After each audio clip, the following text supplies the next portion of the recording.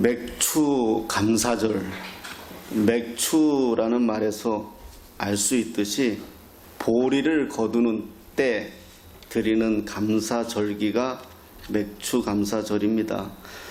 우리나라도 농경사회였기에 과거에는 맥추 감사절이 자연스러웠는데 요즘은 첨단 정보사회이기 때문에 조금 맥추 감사절 그러면 잘 안 다가오죠. 하지만 맥추 감사절의 진정한 의미를 알면 다시 생각하게 됩니다. 하나님께서 이 절기를 지금까지 성경에 계시하게 하시고 우리에게 지키게 하시는 의도를 알 수 있고요. 또 그 은혜를 경험하게 하시죠. 맥추절은 무교절이 끝나는 다음 날부터 오늘 성경에도 50일째, 77절은 77에 49, 그러니까 50일째 되는 날까지가 맥추절이에요. 좀 찾아볼게요. 레위기 23장 15절 16절입니다.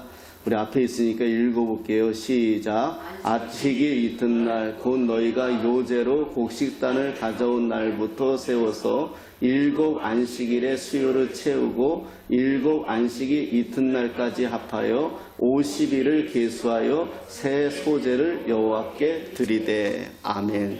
이게 이제 맥추절이에요. 안식일 이튿날 7 안식일이니까 일주일을 7번 보냈으니까 49일이잖아요. 그래서 50일을 계수하여 새로운 소제를 여호와께 드렸다. 그렇게 이제 소제는 이 곡식으로 드리는 제사를 의미하거든요. 그래서 첫 열매를 하나님께 드린 그걸 기념하는 절기예요. 또 다른 성경을 한번 찾아보겠습니다. 출애굽기 23장 16절에 보면 이렇게 말씀합니다. 시작. 맥추절을 지키라. 이는 네가 수고하여 밭에 뿌린 것의 첫 열매를 거둠이니라. 수장절을 지키라. 이는 네가 수고하여 이룬 것을 연말에 밭에서부터 거두어 저장함이니라. 아멘. 맥추절을 지키라. 이는 네가 수고하여 밭에 뿌린 것의 첫 열매를 거둠이니라. 그래요. 구체적으로 그러면 어떻게 지켜야 되는지를 성경은 어떻게 설명하고 있는지를 한번 보겠습니다. 맥추절을 지켜야 되는데 어떻게 지켜야 되는지 신명기 16장 10절 12절 보겠습니다. 이게 오늘 이제 우리가 본문의 내용인데 다시 한 번 더 읽어볼게요. 시작. 네 하나님 여호와 앞에 77절을 지키되 네 하나님 여호와께서 네게 복을 주신 대로 네 힘을 헤아려 자원하는 예물을 드리고 너와 네 자녀와 노비와 네 성중에 있는 레위인과 및 너희 중에 있는 객과 고아와 과부가 함께 네 하나님 여호와께서 자기의 이름을 두시려고 택하신 곳에서 네 하나님 여호와 앞에서 즐거워할지니라. 너는 애굽에 종되었던 것을 기억하고 이 규례를 지켜 행할지니라. 아멘. 놔두세요. 그러니까 맥추절의 진정한 의미는 이제 여기 써 있는 거거든요. 여기서 우리가 좀 의미 있게 살펴봐야 되는 게 뭐냐 하면은요. 네 하나님 여호와께서 중간에 있는 고아와 가부와 함께 네 하나님 여호와께서 자기의 이름을 두시려고 택하신 곳에서. 여기 중요한 거예요.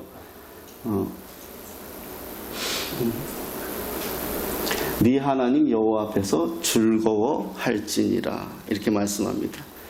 하나님의 이름을 두려고 택하신 곳. 그죠? 지금으로 말하면 교회죠. 그죠? 지금으로 말하면 교회고요. 그 당시로 말하면 성전이고요.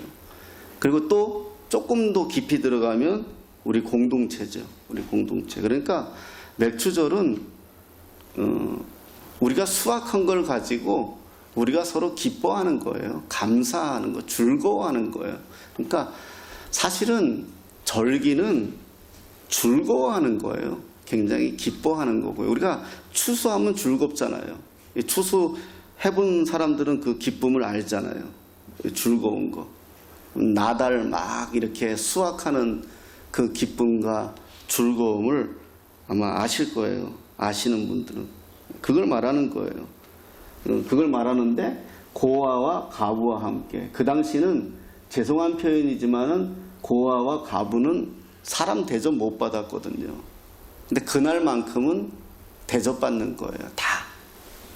누구든지 하나님 앞에서 종되었던 너희들까지도 다. 예. 이게 맥주절의 의미예요. 예. 근데 우리가 이제 이런 즐거움이 없어졌다는 거죠. 그러니까 지금으로 따지면 어때요? 반년을 지났잖아요. 그러니까 감사가 사라진 거죠. 감사가. 그러니까 기쁨이 사라진 거예요. 그냥 당연한 것이 돼버렸고 그런 모습이 우리에게 돼버린 거죠. 자, 이스라엘 백성들의 그러면 이제 맥주절의 성경에서의 맥주절의 의미는 이런데, 자, 구속사라는 표현을 한번 써볼게요. 성경에서 전체에서 구속사 안에서의 맥주절의 의미가 있어요. 그 의미를 한번 찾아볼게요. 6월절 이후에 그런 맥주절의 의미는 우리 출애굽기 12장 6절 한번 보겠습니다.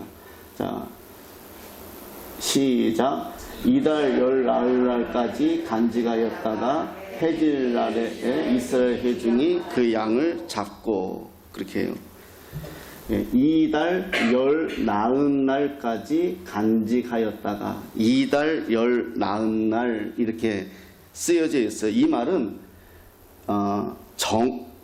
정월 14일이라는 말이에요. 14일 기억하세요. 정월 14일. 그러니까 홍해를 건너고요. 이스라엘 백성들이 홍해를 건너고, 그 다음에 여러분들이 지금 잘 생각하세요. 내가 이걸 쓰면서도 야, 이거 어떻게 설명을 해야 되나 고민을 많이 했는데, 새벽 기도가 우리가 지금 창세기서부터 그래도 여호수아까지 왔어요.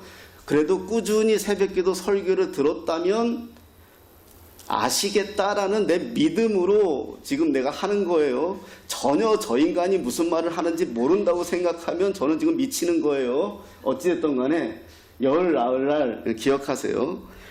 홍해를 건넜어요. 홍해 건넜잖아요. 기억나잖아요. 출애굽해서 홍해를 건너고, 그 다음에 홍해 건너고 만난 게 수르 광야예요. 수르 광야. 수르 광야를 건너고, 그 다음에 엘림을 거쳐요. 엘림을. 예, 다음에 시험 내야 되겠다. 그 다음에 이제 신광야를 거쳐요. 예, 그 다음에 이제 시내산에 가요. 시내산은 기억날 것 같아요. 시내산에. 자, 이때 기록된 성경이 출애굽기 19장 1절이에요. 한번 보세요. 자, 읽어보겠습니다. 시작. 이스라엘 자손이 애굽 땅을 떠난 지 3개월 되던 날 그들이 시내 광야에 이르니라. 3개월. 그러니까 여기서 3개월이 되던 날, 이 말은 무슨 말이냐면 석 달이 지났다는 의미가 아니라 3월 1일이라는 말이에요. 3월 1일. 그러니까 19장 11절에 셋째 날 이렇게 나와요. 셋째 날. 내가 찾아보진 않을게요. 하도 많이 찾아서. 그러니까 나 여호와가 온 백성의 목전에서 시내산에 강림할 것이다. 이렇게 11절에 말씀하세요. 이렇게 보면 이스라엘 백성이 시내산에 오는데 한 달 보름이 걸려요. 출애굽해서 이스라엘 백성들이 시내산까지 오는데 한 달 보름이 걸려요. 그리고요, 모세가 시내산에 올라가서 뭘 받았지요? 십계명을 받았잖아요. 십계명을 받은 때가 출애굽한 지 50일째예요. 50일째. 밑에서 이스라엘 백성들은 계속 있었고요. 자, 기억하세요. 하나님은요, 자신의 뜻을 계시하실 때 창세 이후에는 성경이 기록되기 전에는 족장들, 아브라함, 이삭, 야곱, 이런 사람들 때에는 말로 하나님의 뜻을 전달시켰어요. 그러다가 시내산에 이르러서야 드디어 성문, 글로 기록했어요. 글로. 그래서 십계명이 굉장히 의미가 있는 거예요. 그래서 드디어 이제 글로 하나님과 하나님의 백성이 언약을 맺은 거예요. 약속을. 십계명을 받은 거예요. 그래서 이게 하나님의 말씀이 새겨진 이렇게 이제 발전해 나가는 걸 구속사라고 얘기하는데, 모세가 십계명을 받은 이날이 날짜를 계산해 보면 맥추절이고요. 그리고 훗날 오순절이에요. 십계명은 성문서예요. 말로 약속하는 것이 아니라 문서화됐다는 거예요. 비록 돌에다 기록되었지만 사람의 눈으로 보이는 하나님의 언약의 표상이에요. 이것을 바울은 뭐라고 표현했죠? 돌비라고 표현했어요. 이스라엘 백성들은 이 성막의 언약궤 안에 이 십계명을 둔 거예요. 그래서 소중한 거예요. 그 전에는 말로 전달됐는데 이제는 이 돌에다가 하나님이 직접 써주신 거예요. 그렇기 때문에 너무 소중해서 언약궤 안에다가 그걸 둔 거예요. 그래서 하나님의 임재의 상징이 된 거예요.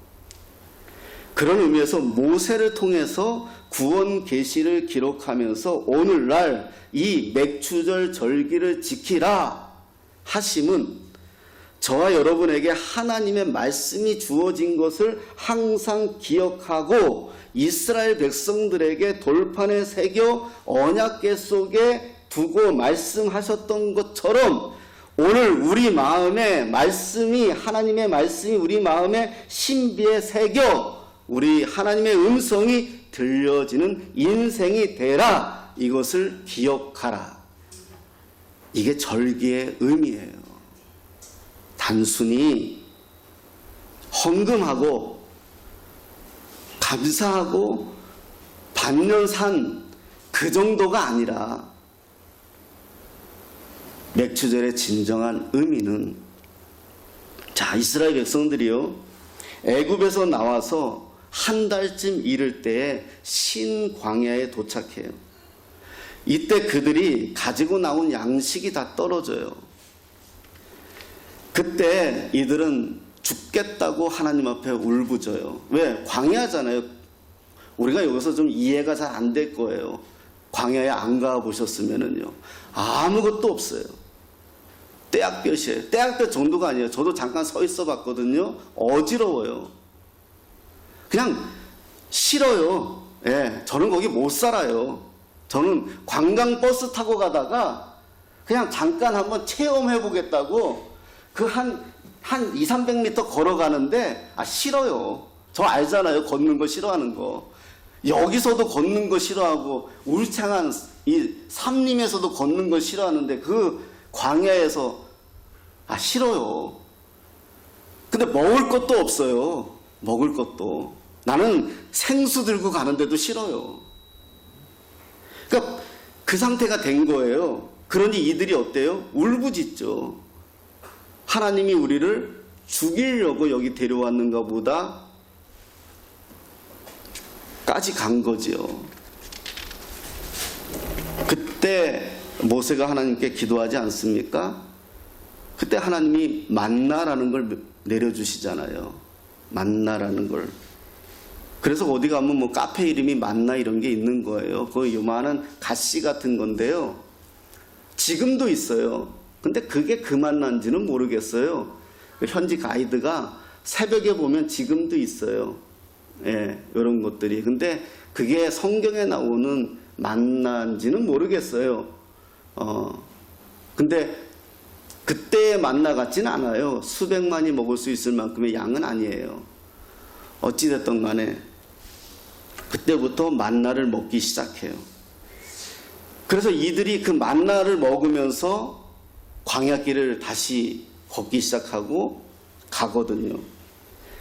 그러다가 그 만나가 그치잖아요. 자, 이게 우리가 며칠 전에 새벽 기도에서 본 말씀이에요. 기억나시는지 모르겠어요. 한번 보겠습니다.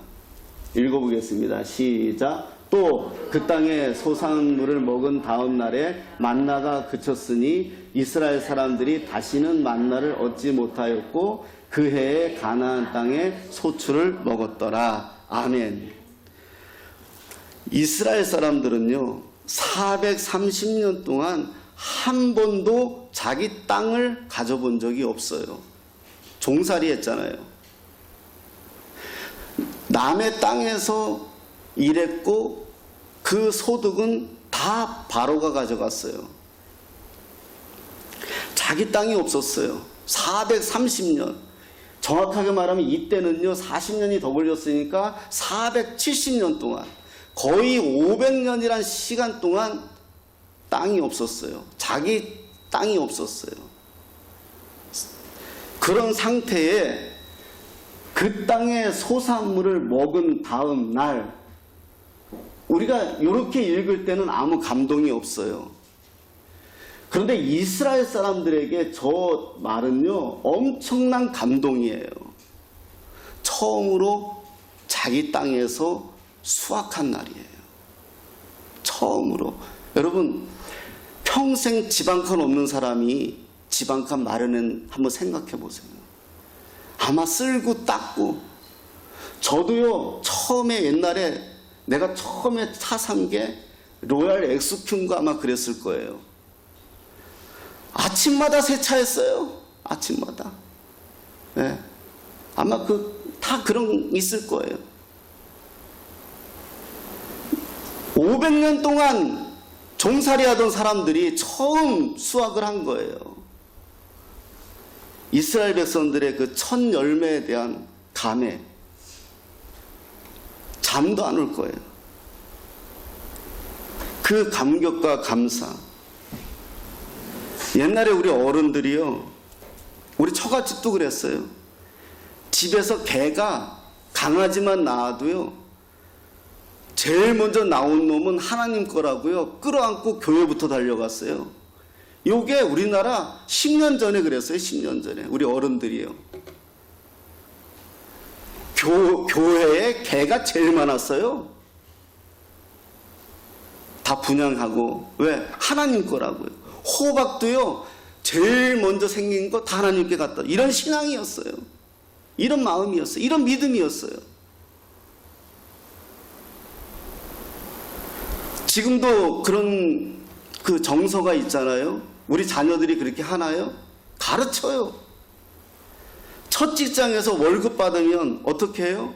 부모님 빨간 내복 사드리잖아요. 우리 때 그랬잖아요.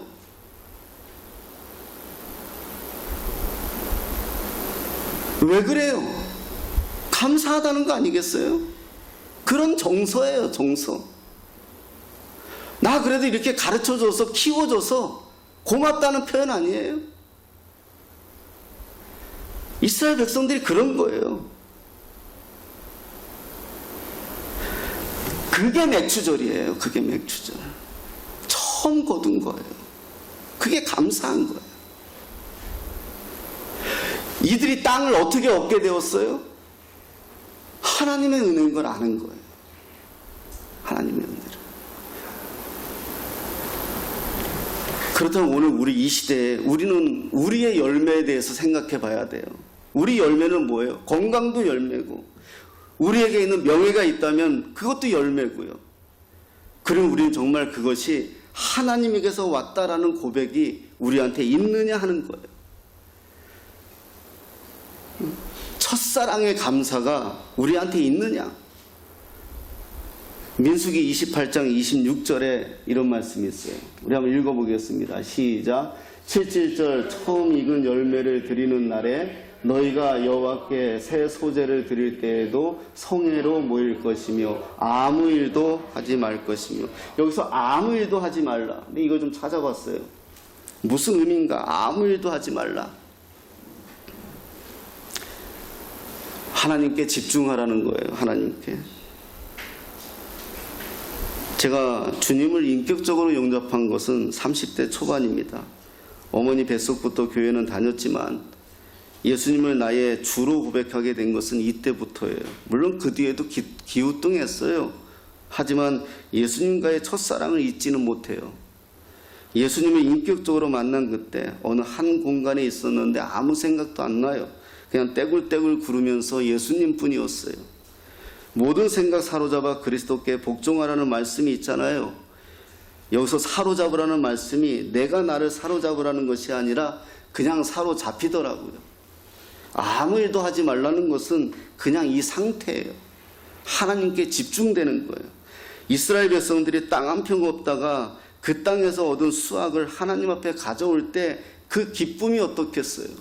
자식이 평생 고생한 부모가 자기를 그렇게 키워준 걸 알 때 그 첫 월급 받아서 내복 하나 사가지고 부모에게 달려와서 기쁜 마음으로 드릴 때 그 감격을 알잖아요. 해본 사람은 알잖아요. 그게 은혜거든요. 그 안에 여러 가지 생각이 들어가면 이미 은혜가 상실된 거죠. 우린 지금 어떻습니까? 하나님과의 첫사랑 때처럼 그 사랑을 유지하고 있는가? 부모에게도 우리가 그 마음을 가졌는데 시간이 지나면서 결혼을 하면서 가정을 꾸미면서 부모에게 아직 우리도 그 마음을 가지고 있나요? 신앙도 마찬가지더라고요. 처음 주님을 만났을 때 그 감격과 그 감동이 아직도 우리에게 있는가? 그냥 주님이 좋아서, 처음 말씀이 좋아서, 그 은혜가 좋아서, 그 달려갔던 그 감동과 그 감격이. 제가 청년 사역할 때 한 청년이 그래요. 첫 직장을 잡고 출근을 하더니 직장이 너무 좋대요. 목사님 너무 잘 됐대요. 잘 됐다고 할렐루야. 그러더니 이놈이 얼마 가지 않더니 목사님 너무 힘들어서 사람들도 마음에 들지 않고 불평하기 시작하더라고요. 그러더니 얼마 안 가 그만두더라고요. 그래서 그래 또 기도해보자. 또 능력은 있어서 또 얼마 안 가 또 직장을 잡더라고요. 그래서 내가 그래도 기도해보고 좀 천천히 생각하고 또 직장을 잡아라 그랬더니 아니래 좋대요. 전 직장하고는 차원이 다르대요. 그 웬걸요 또 얼마 안 가더니 또 얼굴이 울그락불그락 하고 와서 또 상담을 하겠다 하더니 또 그만두겠다 하더라고요. 그래서 내가 그랬어요. 그건 네 문제라고. 한 번도 아니고 두 번은 네 문제 아니겠냐고. 세상이 다 너 좋다고 하겠냐고. 다 네 마음에 들겠냐고. 다 네 뜻대로 되겠냐고. 신앙이 좋다는 건 유지입니다. 감정도 유지고 마음도 유지고. 마음을 지키라. 생명의 근원이 이에서 남이다. 왜 유지가 안 되고 왜 유지가 우리가 안 되겠습니까? 이스라엘 백성들이 언제부터 무너집니까? 감사가 없어지니까. 처음 가나안 입성해서 첫 수확을 얻었을 때는 하나님 앞으로 달려갔어요. 모든 것이 주님의 은혜라고 고백을 했어요.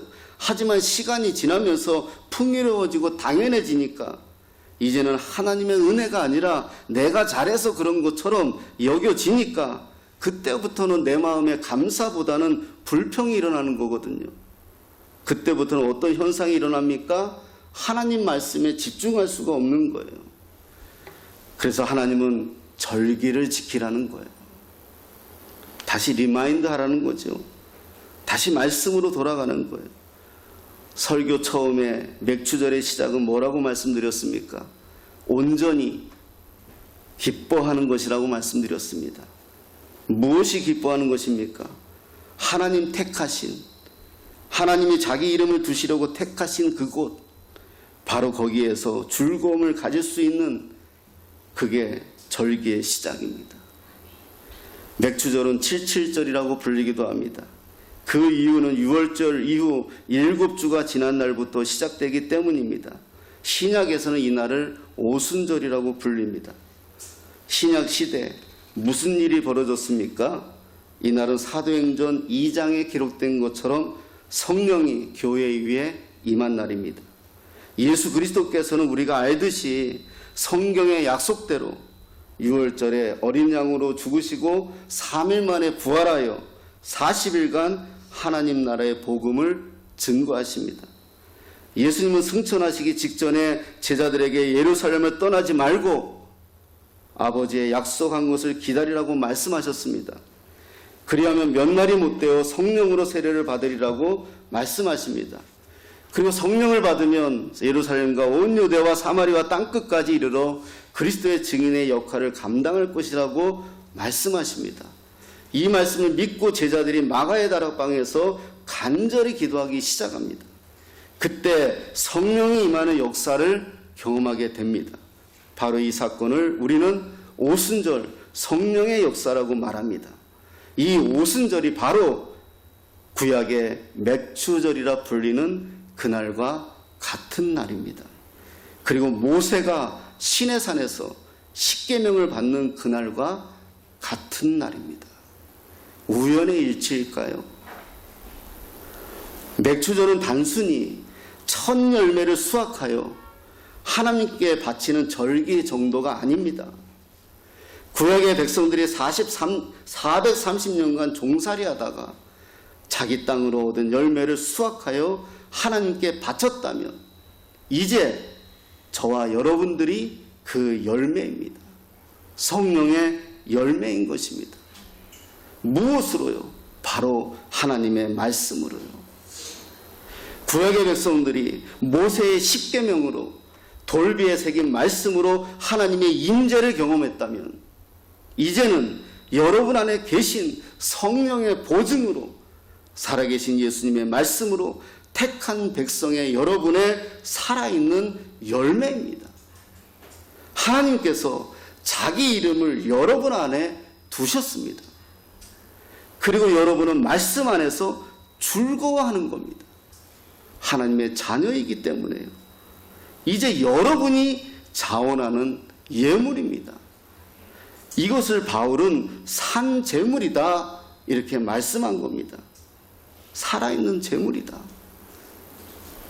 구약은 죽은 제물이죠. 그러나 우리는 살아있는 제물입니다. 여러분들을 통하여 살아납니다. 가족이 살아나고 자녀가 살아나고 교회가 살아나고 우리 오늘 기도 인도자가 기도한 것처럼 나라가 살아나는 겁니다. 이게 맥추절의 의미예요. 헌금하고 절기 지킨 것으로 다 한 것처럼 해서는 안 됩니다. 우리 마음의 진심으로 즐거움이 하나님 앞에서 살아나야 됩니다. 우리의 영이 살아나야 돼요. 하나님 앞에 춤추는 인생이 돼야 돼요. 요즘에 교회들을 감히 개척교회 목사지만 목사님들을 만나거나 성도들을 만나거나 교회들을 보면 즐거움이 사라졌어요. 다 아파요. 다 환자예요. 절기 맥추절하면 헌금부터 걱정하고 헌금부터 생각하고 언제부터 우리의 모습들이 이렇게 됐는지 아파요. 우리 모습이 이런 거 아닙니다. 즐거운 겁니다. 고아와 과부와 객과 성중에 있는 모든 사람들이 하나님 앞에 기뻐하고 즐거워하는 날입니다. 상추가 나서도 호박 하나가 났어도 강아지 한 마리가 태어났어도 그냥 하나님으로 기뻐하고 우린 즐거워하고 내 영혼이 하나님 앞에 자녀 삼은 것이 그냥 감사하고 우린 오늘도 하나님 앞에 예배하러 나오는 이것이 즐겁고 감사하고 이게 절기고 이게 오늘도 맥추절을 지키는 기쁨이죠. 하나님을 몰랐다면 영원히 죽어 자빠질 수밖에 없는 인생인데